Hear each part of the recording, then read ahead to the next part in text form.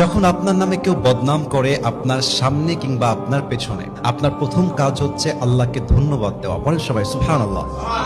কি সুন্দর কথা আল্লাহ তাআলা বলছেন, খুব খেয়াল করবেন। আল্লাহ বলছেন, সবর ধারণ করো তাদের কথার ব্যাপারে যারা তোমার ব্যাপারে বদনাম করে, এর কারণ আমি আল্লাহ জানি তারা যা বলছে সত্য নয়, বরং তুমি হচ্ছ আসল সত্যবাদী, তুমি সেই অন্যায়টা করো নাই। এবং মাথায় রাখবা, যখন তোমার নামে কেউ বদনাম করে তোমার লাভ হচ্ছে দুইটা। এক, তোমার সমস্ত গুনাহ তাদের আমলনামায় চলে যাবে এবং তাদের সমস্ত সওয়াব তোমার আমলনামায় চলে আসবে। সুবহানাল্লাহ।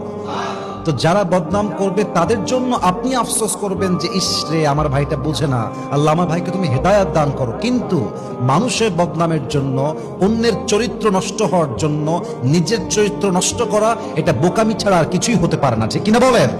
অতএব আজ থেকে বদনাম করলে নারাজ হবেন না, মন ছোট করবেন না, ভরসা রাখবেন এক সত্তার উপরে, তিনি কে?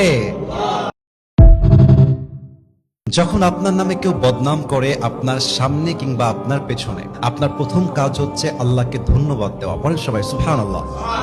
কি সুন্দর কথা আল্লাহ তাআলা বলছেন, খুব খেয়াল করবেন। আল্লাহ বলছেন, সবর ধারণ করো তাদের কথার ব্যাপারে যারা তোমার ব্যাপারে বদনাম করে, এর কারণ আমি আল্লাহ জানি তারা যা বলছে সত্য নয়, বরং তুমি হচ্ছ